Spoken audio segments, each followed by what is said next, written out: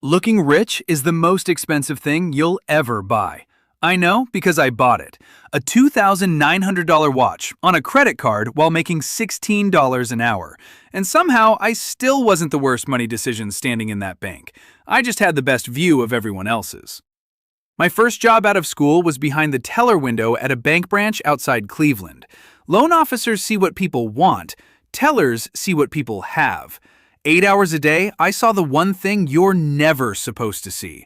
And one Tuesday, rearranged my brain in the space of 2 transactions.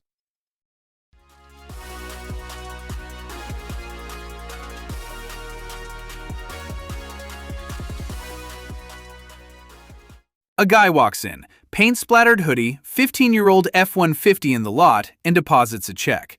His balance comes up on my screen. $1.4 million. Just sitting there, boring as a parking lot. 10 minutes later, a guy about my age rolls in from a new BMW 5 Series, leather jacket, cologne you could taste across the counter. His card declines on $60. Overdrawn. Third time that month. And I'm standing there apologizing to him about the fee, wearing a financed watch. 2 years and a few thousand balances later, I can tell you it almost always ran that direction. The money you can see and the money that exists are almost never in the same place. But the part that took me years to understand, the part that changed how I spend forever, is that the hoodie wasn't an accident. It wasn't cheapness. It was strategy. Hold that thought. For a while, I told myself my branch was a fluke. Then somebody left a beat-up copy of The Millionaire Next Door in the break room, and I read it over lunch shifts, mostly out of boredom. It quietly wrecked me. Thomas Stanley spent 20 years studying actual American millionaires, not lottery winners, not tech founders, regular ones, and half of them had never in their lives spent more than $235 on a watch. I had spent 12 times that, to look like people who refuse to spend that. Same research. Most of them never went much past $400 for a suit or $140 for shoes. They drove used Fords and Toyotas. They lived in normal neighborhoods next to teachers and plumbers, often because they were the teachers and the plumbers. And I watched the live version every day. The couple who owned a landscaping company, low 7 figures spread across CDs, arguing over a $4 cashier's check fee. The retired school teacher who'd moved a few $100 into savings every 2 weeks since before I was born. Meanwhile, the flashiest customers I had, the ones 19-year-old me would have sworn were rich, were the ones I got to know personally through overdraft protection. Okay, wait. Let me correct myself before the comments do. I'm making it sound like every beat-up truck hides a millionaire, and every nice car hides a maxed-out card. Not true. Plenty of wealthy people drive great cars they can easily afford, and some guys in hoodies are just guys in hoodies. The real pattern is direction. Every dollar spent proving you have money is a dollar that stopped becoming money. Oh, and the actual uniform of the quiet millionaire, at least at my branch, the Costco fleece, Kirkland signature, $20. I have since bought 3, and honestly, it's the best clothing money I've ever spent. But once I believed the pattern, I did something slightly obsessive with my own paycheck. I priced my costume. One night, I sat down and added up everything I was spending purely to be perceived. The watch payment, the clothes I'd bought to match the watch, the $180 a month gap between my financed Jetta and the paid-off Civic that would have done the exact same job, the $60 haircuts at the place with the espresso machine when Great Clips was right there, the rounds of drinks I covered to seem like a guy who covers rounds. It came to about $450 a month. Not rent, not food, audience fees.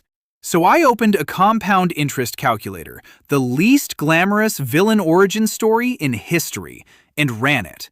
$450 a month into a boring S&P 500 index fund at Fidelity, 8% average, from age 25 to 55. It's about $670,000. Now, that assumes you actually invest it every single month for 30 years and never touch it, which, fair, is the entire boss fight. But even if you only pull off half of that, you're looking at $335,000 for dressing like someone who sleeps well at night. And the watch alone, $2,900 invested at 24 and left alone until 65 is roughly $68,000. Same assumptions, same math. I paid $68,000 to tell strangers the time slightly more expensively. It had 3 little dials, by the way. I never learned what 2 of them did. But the number wasn't what finally flipped me.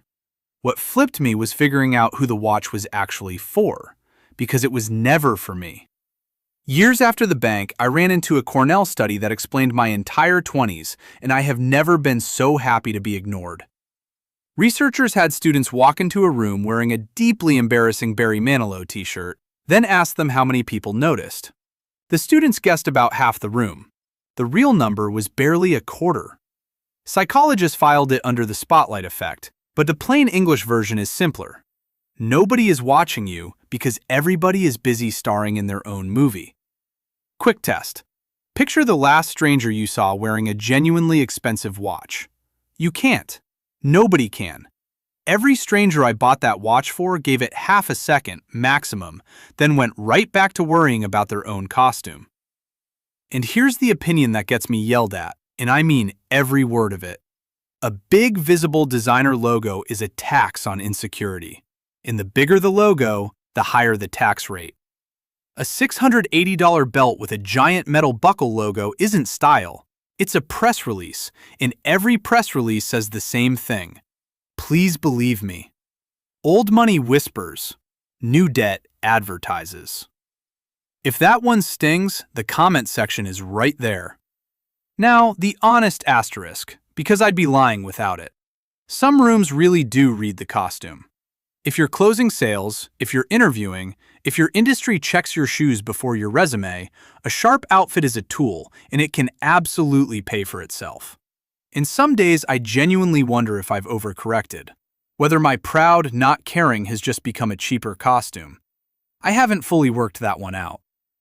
But even in those rooms, the people with real money are running a play most of us never clock. I told you to hold that thought about the hoodie. Time to cash it. The hoodie guy wasn't failing to signal wealth, he was refusing to. Because the moment people believe you have money, the claims on it start arriving. Salespeople upgrade you without asking. A cousin discovers an opportunity that only needs 10 grand. The waiter hands you the other wine list. Even the algorithm joins in. Flex once online, and your feed turns into a catalog of more expensive versions of your own life. And the most dangerous audience you will ever perform wealth for is you. Every visible upgrade quietly becomes your new floor. Nobody goes back to coach voluntarily. That's the trap I walked into at 24. Looking rich isn't a purchase, it's a subscription. You don't buy status once. You re-rent it every single month, and the price only goes up. A few years ago, Morgan Housel's The Psychology of Money finally put words on what I'd watched through that teller window. The way I'd say it, real wealth is invisible by definition. It's every nice thing you could have bought and didn't, still sitting in the account, still compounding next to a 401k nobody ever claps for. The hoodie guy's 1.4 million had an audience of exactly 0. That was the whole point. Money grows best where nobody's looking, including, some months, you. I delete my investing app for a quarter at a time, and I'm convinced that's half of why it works. So here's the rule I actually run, and the one I give every friend who asks. Before anything over $100, one question. Would I still want this if nobody could ever see it? If yes, buy it, love it, zero guilt. That is what the money is for. If no, I'm not buying a thing. I'm renting an audience, and we already established the audience isn't watching. Because rich is a number in an account. Looking rich is a bill that never stops. Pick which one you're paying for. I never got to thank the hoodie guy, but I think about him every time I get dressed, which now takes about 9 seconds. The watch is gone. I sold it, and that same $450 a month goes into the index fund instead, on its way to $670,000 nobody will ever see on my wrist. Which is the point. So, comments. What's the dumbest thing you ever bought to look rich? I'll go first.